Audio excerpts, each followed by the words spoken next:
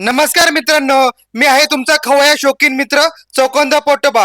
आलो आहे नवीन फूड स्पॉटच्या शोधात सातारा जिल्ह्यातील पुशेसावळी या गावी आणि पाहणार आहे राऊत बंधू मिठाईवाल्यांची स्पेशल ढोकळ्याची रेसिपी. तर चला पाहूया. नमस्कार साहेब. नमस्कार. तर आपल्या बरं आहेत राऊत बंधू मिठाईचे मालक. आपलं नाव काय म्हटलं? संजय अण्णा राऊत. हा, तर आज आपण खास आहे ना आपल्या या भागामध्ये सुप्रसिद्ध असणारा ढोकळा ह्या ठिकाणी मिळतो, त्याचं टेस्ट आणि कसा बनतो त्यासाठी आलेलो आहे. तर साहेब, आपले किती वर्ष झाला हा व्यवसाय आहे? सर आता आमच्या बिझनेस मध्ये आमची चौथी पिढी आहे. हा, तुम्ही राऊत बंधू म्हणून स्वीट होम किंवा मिठाईचे दुकान चालू केले, तर त्याची मूळ स्थापना कुणी केली आणि कशी सुरुवात झाली तुमची? मूळ स्थापना आमच्या आजोबांनी केली आहे. आजोबांनंतर आमच्या मामाने केली. मामा बरोबर आमची आई करायची, म्हणजे आमचे मामा उत्तम कारंडे, त्यांनी सुरुवात केली. आणि आईचं जास्त योगदान आहे. आमची आई जास्त कष्ट केलेलं आहे. आणि आमची आई एका दिवसात 1 क्विंटलची जिलेबी करत होती, 1 क्विंटल साखरची जिलेबी करत होती. आणि जे आचारी काम म्हणून आमच्या आईने जास्त केलं. म्हणजे मामा बरोबर आमचे काम केलंय तिनं, आईनं. म्हणजे प्रचंड कष्ट आईमुळे सगळं. आणि जे वैभव जे आहे आमचं, हे आमच्या आईमुळे वैभव आहे. तर साहेबांना त्यांच्या आईच्या आठवणीमध्ये थोडं गैरून आलेलं आहे. तर कसं आहे, कुठल्याही चांगल्या कामाची सुरुवात आहे ना, ही कष्टातूनच असते मित्रांनो. तर त्याला सोन्याचे दिवस येण्यासाठी थोडस संयम ठेवावा लागतो. तर त्या संयमानंतर जे मिळणारे फळ असतं ते खूप चांगलं असतं मित्रांनो. तर आज जे वैभव दिसतंय तर त्यासाठी खूप कष्ट खाल्लेलं आहे त्यांच्या मातोश्रींनी. बरोबर. तर आता आपण काय करूया, यांचा ढोकळा यांच्या किचन मध्ये कसा बनतो ते बघूया. चालेल. ओके, ठीक आहे मित्रांनो. तर आज आपण आलो आहे राऊत बंधू मिठाईवाल्यांच्या किचन मध्ये. तर आपल्या बरोबर आहेत सुरेंद्र महाराज. नमस्कार महाराज. नमस्ते साहेब. हा, तर महाराज आपल्याला आहे ना आज ढोकळा कसा बनवायचा सांगणार आहेत. तर नेहमी त्यांच्यामध्ये मोठ्या बॅच मध्ये काम होतं, तर आपल्या ग्राहकांना थोडस समजावं म्हणून आपण आहे ना अर्धा किलोच्या बॅच मध्ये ढोकळा बनवणार आहे. तर सुरेंद्र महाराज, आपल्याला किती वर्षाचा अनुभव आहे? साहेब, मला 25 वर्षाचा अनुभव आहे. तर आपण आज आलेलो आहे ढोकळा कसा बनवायचा ते बघण्यासाठी. तर आता आपण ढोकळा बनवणार आहे, तर अर्धा किलोच्या प्रमाणात बनवणार. तर आपण हा बेसन घेतलेलं आहे. कोणत्या कंपनीचं बेसन आहे? हिरा कंपनीचे साहेब.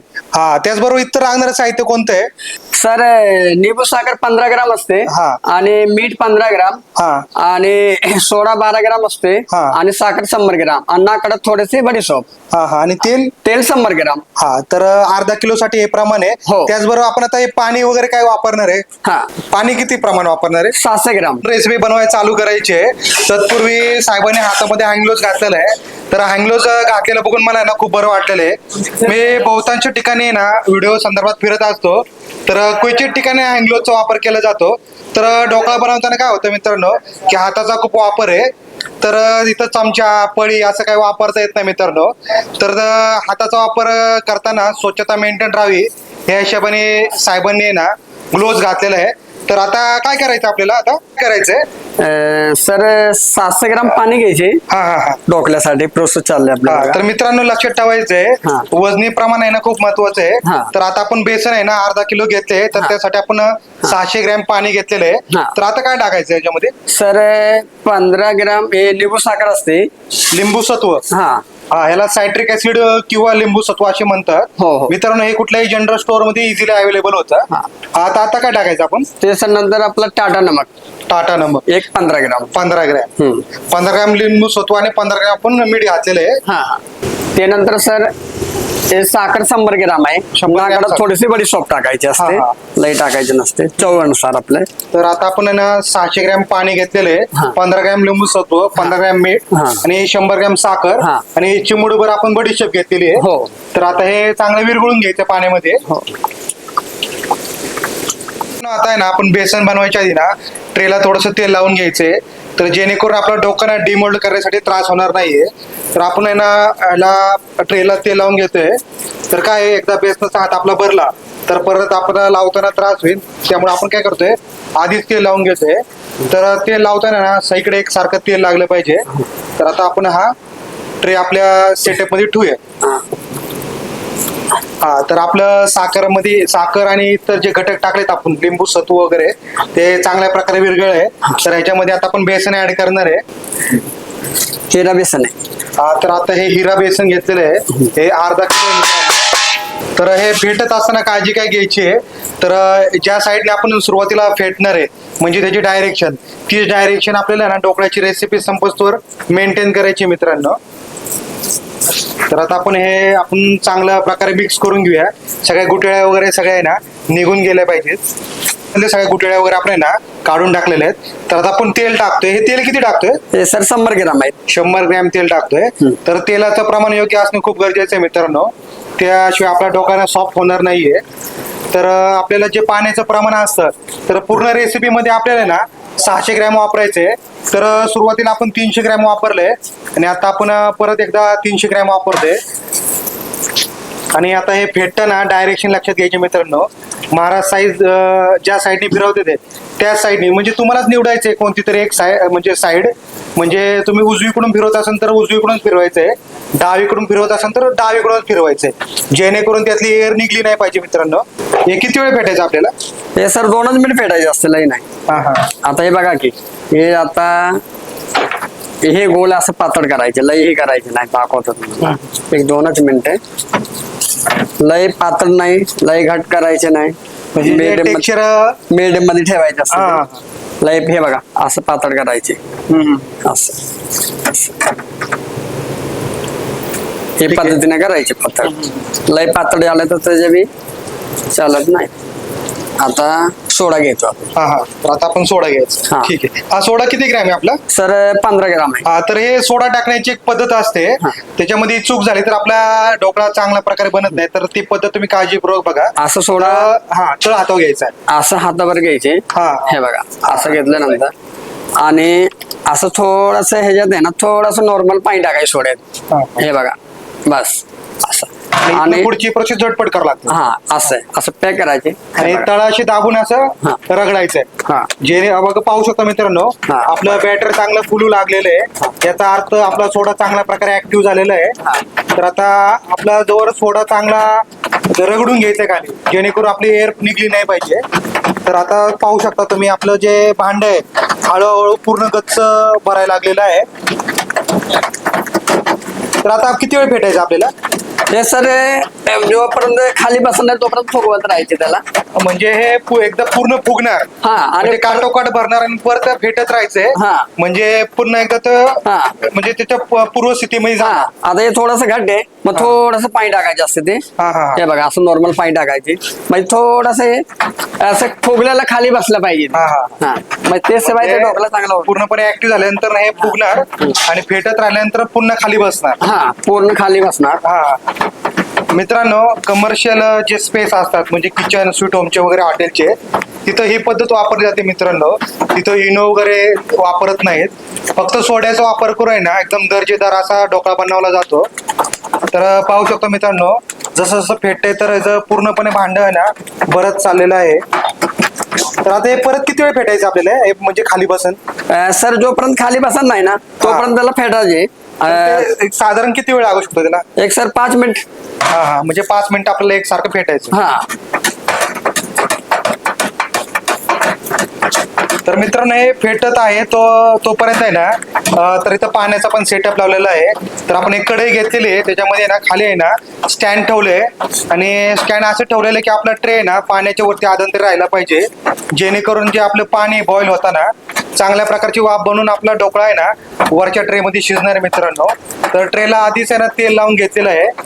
तर आता आपलं हे बॅटर आहे ना पूर्णपणे खाली बसलं तर ह्या ट्रे मध्ये ओतलं जाईल. तर आता पाहू शकतो मित्रांनो, आपण जसं जसं फेटत आहे बॅटर ना खाली बसलेलं आहे. तर आता आपलं बॅटर शिजवण्यासाठी रेडी झालंय का? हो, रेडी झालं. ठीक. तर आता मित्रांनो आपलं बॅटर रेडी झालेलं आहे. आता आपण ते मोल्ड मध्ये ओतून घ्यायचंय. मित्रांनो, आमची व्हिडिओ आवडली असेल तर आमच्या चॅनलला सबस्क्राईब करा, लाईक करा, शेअर करा आणि कमेंट्स करायला विसरू नका. तर आता आपण हे मोल्ड मध्ये घेतलेलं आहे. तर आता हे शिजायला आपल्याला किती वेळ लागेल? सर 30 मिनिट लागते. 30 मिनिट लागतात. आता हे गॅसचा फ्लेम किती ठेवायचा आपल्याला? मिडियम ठेवायचे असते. मिडियम ठेवायचं का? हो, ठीक आहे. तर मित्रांनो आता काय करायचंय, आपल्याला 30 मिनिटासाठी ना हे झाकून ठेवायचंय, जेणेकरून जी आतली वाफ आहे ती आतमध्येच राहून आपला ढोकळा आहे ना एकदम क्वालिटी मध्ये शिजणार आहे.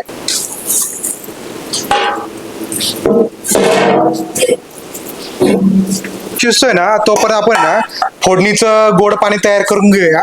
ते आपल्याला ढोकळ्याच्या वर नंतर आपल्याला टाकावं लागतं. तर आता आपण गॅस चालू केलेला आहे. तर आता आपण अर्धा किलो ढोकळा बनवलेला आहे बेसनचा. तर त्यासाठी आपण ना अर्धा लिटर पाणी घेणार आहे. तर आता आपण काय करायचंय? हा सर, थोडस फोडणीसाठी आपण तेल टाकायचे. हा हा हे बघा. एक अर्धी वाटी तेल असते.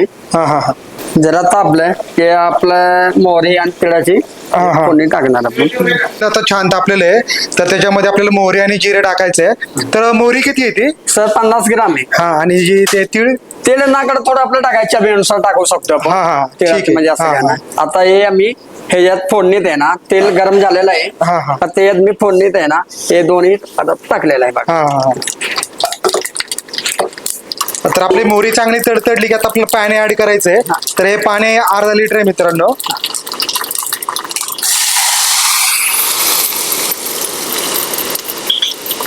आता त्याचबरोबर आपल्याला साखर टाकायची आहे. साखरेचं किती प्रमाण आहे? सर हे 150 ग्राम आहे. 150 ग्रॅम आहे. म्हणजे अर्धा लिटर पाण्यासाठी 150 ग्रॅम साखर टाकायची आहे. हा.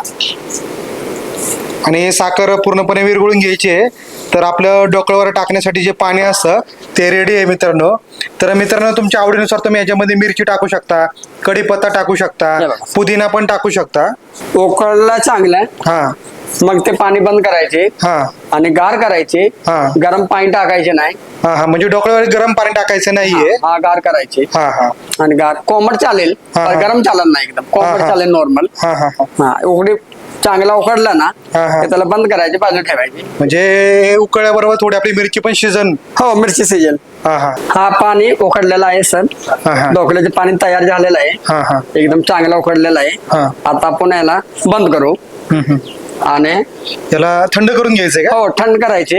हा, आणि हा. आपण सगळीपासून आता बाजूला ठेवायची. हा हा हा आपण ठेवलेला आहे बाजूला. ठीक असं इथे ठेवू, साईडला ठेवलेलं आहे. ठीक आहे. तर आपला ढोकळा आता शिजायला अजून किती वेळ आहे? सर अजून एक 10 मिनिट राहिले. हा हा हा पण ढोकळा होत आला. ठीक. 10 मिनिटांनी ढोकळा होत आहे. ठीक आहे. आता हे डिमोल्ड केलं की लगेच पाणी टाकायचं का थोडं थांबायचं आपल्याला? थांबायचे. हा हा मित्रांनो, आता अर्धा तास झालेला आहे. तर आता आपल्याला हे झाकण उघडून बघायचं आहे. पाहू शकतो मित्रांनो, आपला ढोकळा एकदम छान प्रकारे शिजलेला आहे.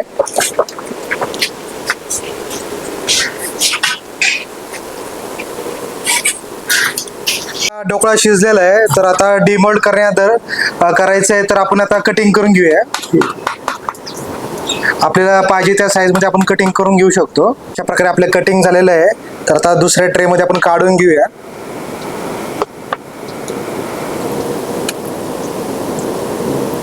तर हे आपण अर्धा किलो पीठ घेतलं होतं. तर त्याच्यापासून आता साधारण किती किलो ढोकळा होईल आपला? आता हे सर 2 किलो ढोकळा तयार होत. म्हणजे अर्धा किलो बेसन पिठापासून 2 किलो आपला ढोकळा तयार आहे. अशा प्रकारे आपण आहे ना ढोकळा कटिंग करून घेतलेला हे आहे. पाणी तर झालं. त्याच्यामध्ये आता आपण गोड पाणी टाकून घ्यायचंय. हे बघा, पाणी झालं तयार. असं थोडं थोडं हे टाकायचं.